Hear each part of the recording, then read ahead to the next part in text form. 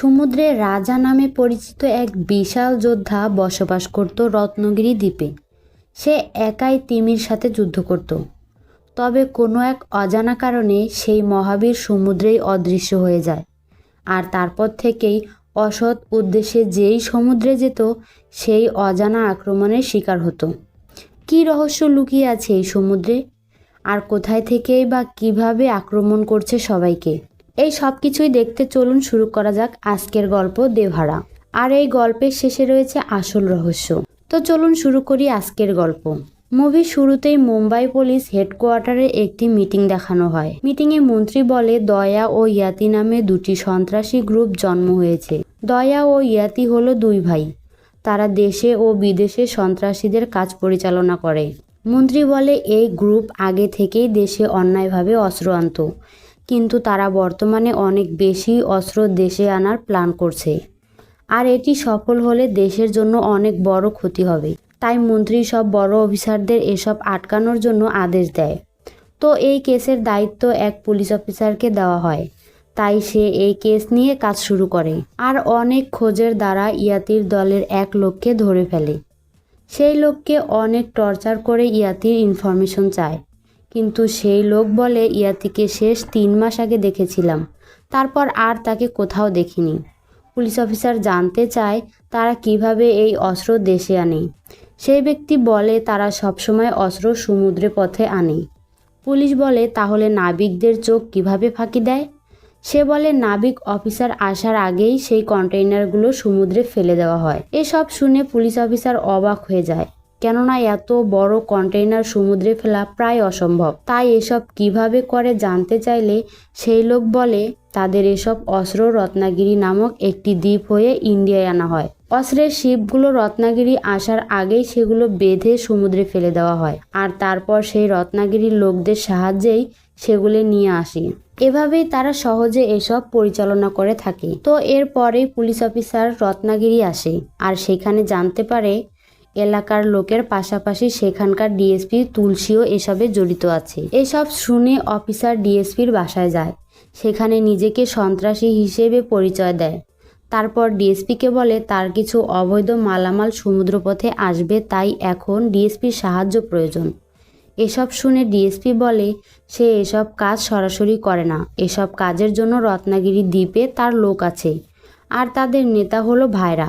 তো এসব শুনে অফিসার তার লোকজন নিয়ে লাল সমুদ্রের দ্বীপে আসে। সেখানে ভাইরার সাথে আবারও ডিল করার কথা বলে। পুলিশ অফিসার বলে তার মাল সমুদ্র থেকেই তুলে আনতে হবে, আর তার জন্য অনেক টাকা দিবে সে ভাইরাকে। কিন্তু ভাইরা না করে দেয়। তার লোক জানায় তারা এসব আগে করত, কিন্তু এখন এসব করে না। কিন্তু অফিসার তার কাজ করানোর জন্য ভাইরাকে উল্টাপাল্টা কথা বলে হুমকি দিলে ভাইরা অফিসারকে লাথি মেরে ফেলে দেয়, আর বলে এখানে তার কথাই শেষ কথা, তার উপর কারোর হুকুম চলে না। তো তারপরে অফিসার সেখান থেকে চলে আসে, আর সিঙ্গাপ্পা নামে এক ব্যক্তি থেকে ভাইরা ও তার দল সম্পর্কে জানতে চায়। সিঙ্গাপ্পা সবাইকে তার সঙ্গে যেতে বলে।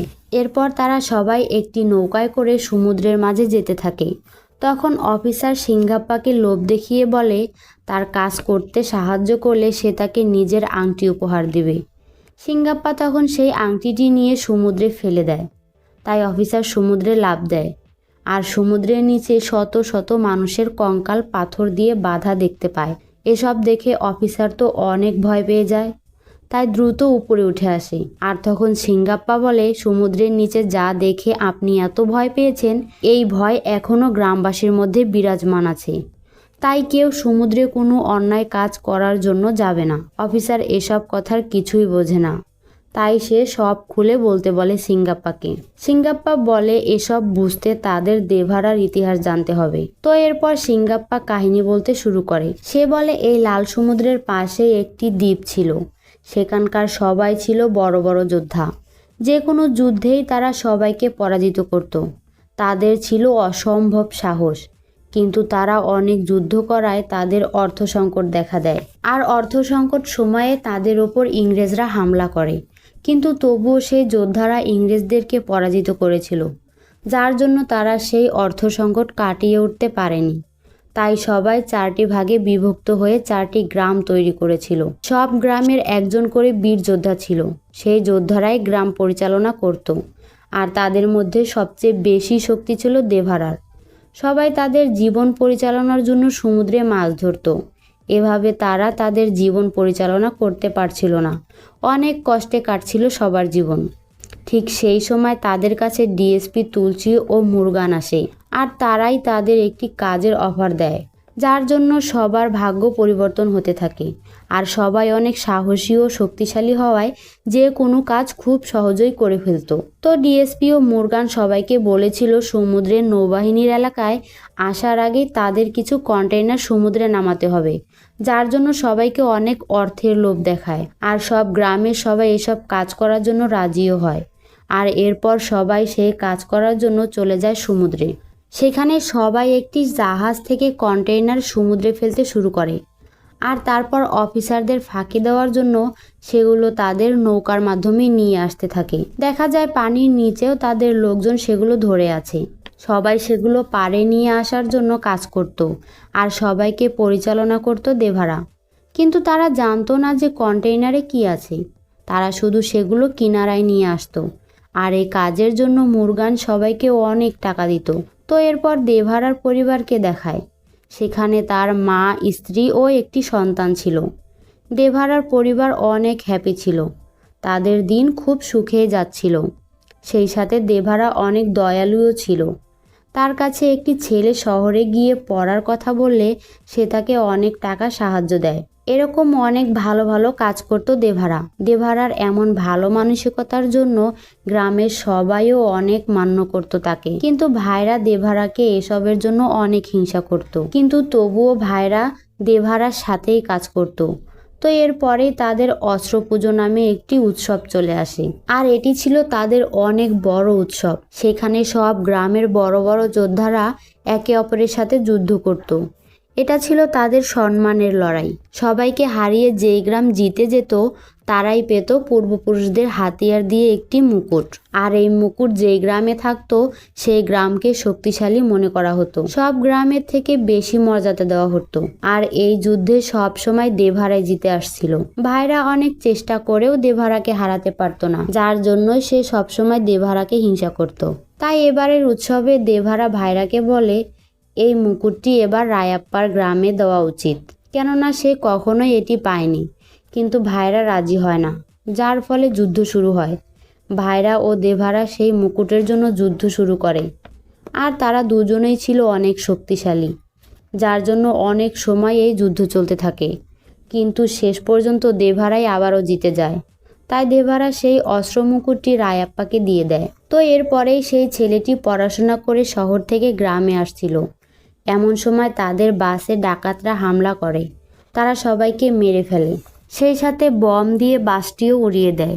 এরপর তারা সব লুট করে নিয়ে যায়। তো সেই ছেলেটির বডি গ্রামে নিয়ে আসা হয়। দেভারা সেই ছেলেটির জন্য অনেক কষ্ট পায়। সিন পরিবর্তন হলে ডিএসপি ও মুরগান দেভারাকে একটি মাল ডেলিভারির কথা বলে। কিন্তু তখন দেভারা এসব কাজ কিছুদিন বন্ধ রাখতে বলে, কেননা নৌ অফিসারদের টহল বেড়ে গিয়েছিল। কিন্তু অন্য 2 গ্রাম প্রধান বলে তারা এই কাজ করবে। দেভারা না আসলেও তারা যাবে। এসব বলেই তারা চলে যায়। তো এরপর রায়াপ্পা এসা দেভারাকে যাওয়ার জন্য অনেক রিকোয়েস্ট করলে দেভারা যেতে রাজি হয়। তাই সবাই আবারও সমুদ্রে যেতে থাকে। সব কাজ শেষ করে ফেরার সময় নৌ অফিসারটা সেখানে আসে। অফিসাররা বলে এত রাতে তারা সমুদ্রে কি করছে। তখন তারা বলে আমরা মাছ ধরতে এসেছি।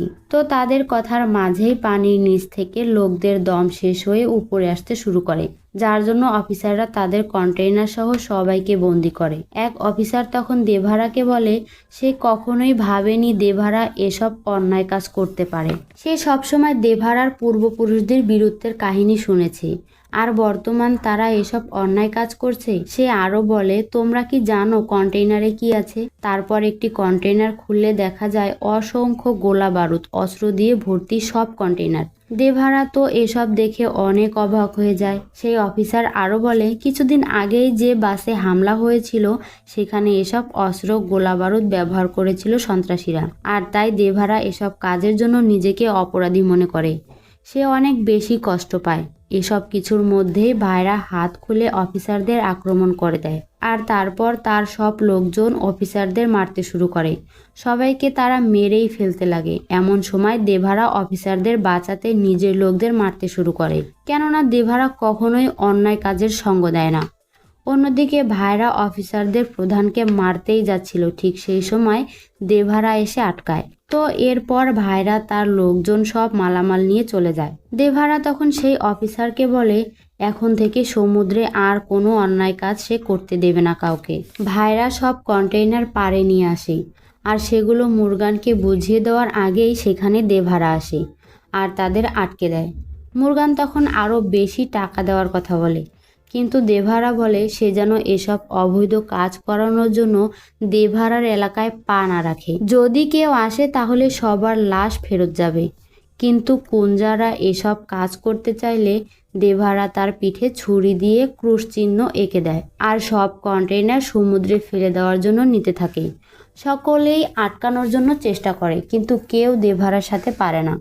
দেভারা সব কন্টেইনার সমুদ্রে ফেলে দেয় আর সবাইকে হুমকি দেয় এসব কাজ বন্ধ করার জন্য। তো এরপর থেকে সবাই মাছ ধরতে শুরু করে, কিন্তু ভাইরাল লোকেরা লুকিয়ে এসব অন্যায় কাজ করার জন্য চেষ্টা করলে দেভারা সবসময় তাদের আটকায় আর সবার পিঠে সেই ক্রস চিহ্ন এঁকে দেয়। পরের দৃশ্যে ভাইরা তার ছোট ভাইয়ের জন্য রায়াপ্পাকে তার বোনের বিয়ের প্রস্তাব দেয়, যার জন্য ভাইরার সব লোকজন অনেক রাগ করে। তারা বলে রায়াপ্পা হলো দেভারার বন্ধু। আর তারপর ভাইরা তার আসল প্ল্যান সবাইকে বলে। সে বলে রায়াপ্পা তার বোনের বিয়েতে অবশ্যই দেভারাকে আসতে বলবে আর বিয়ের দিনেই হবে শেষ দিন দেভারার জন্য।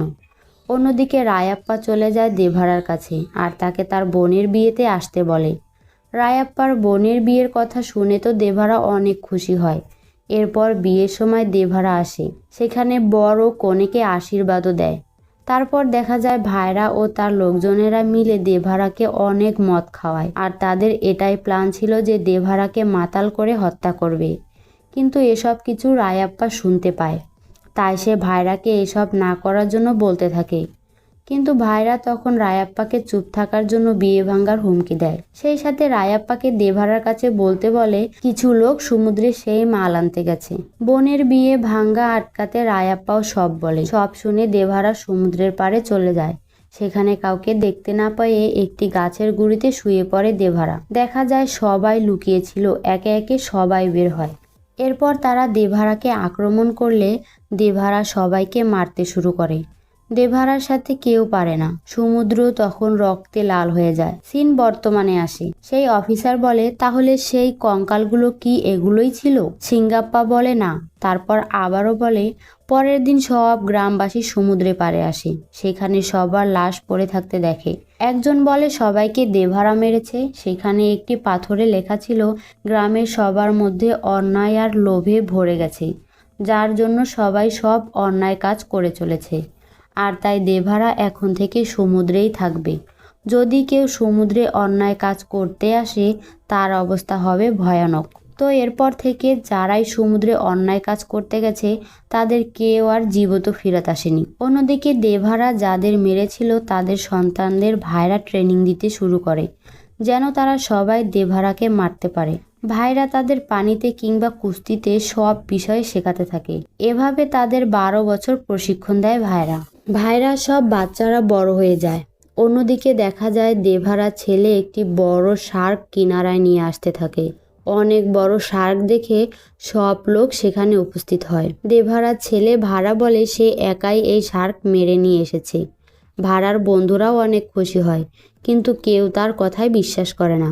তখন ভাড়া বলে তারা কেন মনে করছে যে এই শার্কটি মরা ছিল আর সে সেটি নিয়ে এসেছে। এসব শুনে সব লোক তো ভাড়াকে ভীতু মনে করে আর ভীতু মনে করে চলে যায়।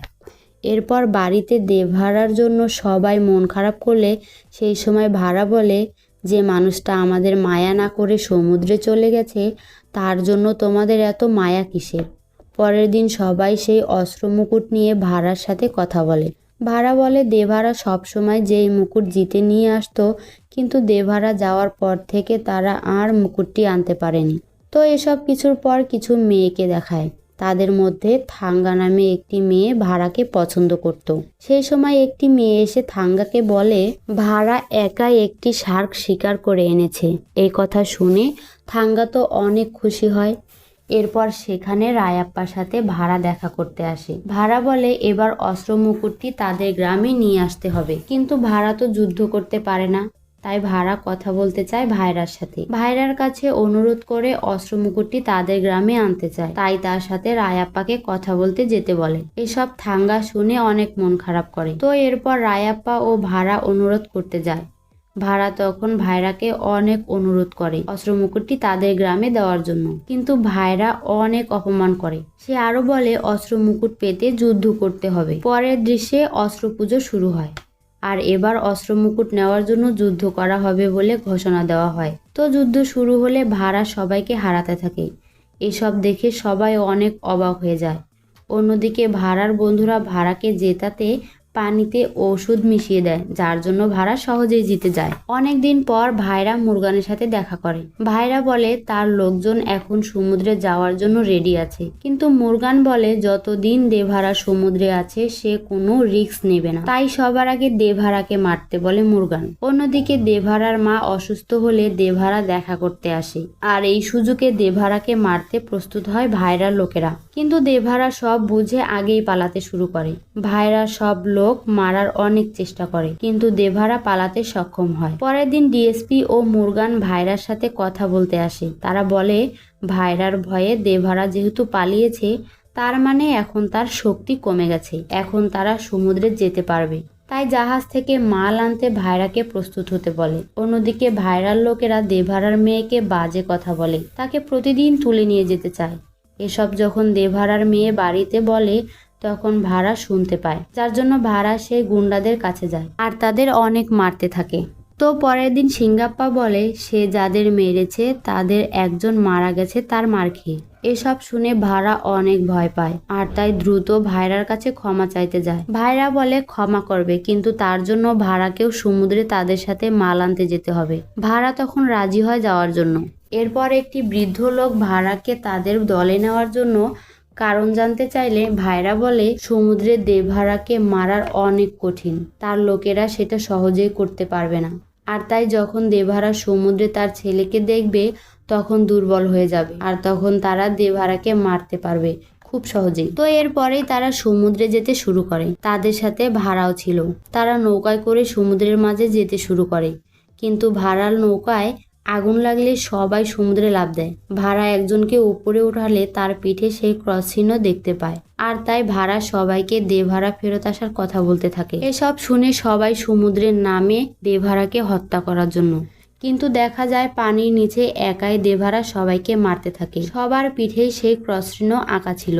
অন্যদিকে ভাড়ার মা সিঙ্গাপ্পাকে বলতে থাকে ভাড়া সমুদ্রে গেছে, এখন সেও যদি দেভারার সামনে যায় তাহলে তাকেও দেভারা মেরে ফেলবে। তো তখন সিঙ্গাপ্পা বলতে শুরু করে দেভারা অনেক আগেই মারা গেছে, আর তারপর থেকে এখন পর্যন্ত তার ছেলে ভাড়া এই সমুদ্র রক্ষা করে আসছে। সে আরো বলে সেদিন পাথরে ভাড়াই সব লিখেছিল, যেন সবাই তার বাবার ভয়ে সমুদ্রে অন্যায় কাজ করতে না যায়। সবাই যেন ভাবে তার বাবাই এখনো সমুদ্রে রয়েছে, আর আজও ভাড়া শয়তানদের মারতে তাদের সাথেই সমুদ্রে গেছে। অন্যদিকে ভাড়া সবার লাশ নিয়ে সমুদ্রের পাড়ে ফেরত আসে। সেখানে ভাড়ার বন্ধু ও সিঙ্গাপ্পাও ছিল।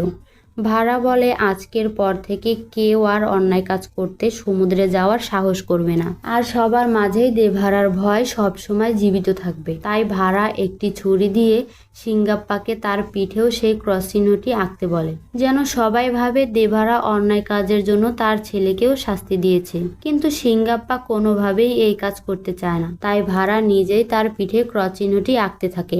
এরপর দৃশ্য বর্তমানে আসে। অফিসার জানতে চায় দেভারা কিভাবে মারা গেল। তখন আমাদের দেখায় সেই রাতে দেভারা আঘাত পেয়ে সেখানেই পড়েছিল, আর তার পাশেই তখন ভাড়া ছুরি ধরেছিল। কিন্তু সেদিন দেভারাকে কে মেরেছিল কেউ জানে না। তবে কি ভাড়াই মেরেছিল নাকি অন্য কেউ? এসব দেখতে আমাদের পরের পার্টের জন্য অপেক্ষা করতে হবে। তো আজকের গল্পটি কেমন লাগলো অবশ্যই কমেন্ট করবেন, আর এরকম অসাধারণ সব মুভির গল্প পেতে অবশ্যই আমাদের চ্যানেলটি সাবস্ক্রাইব করে পাশেই থাকবেন। ধন্যবাদ সবাইকে।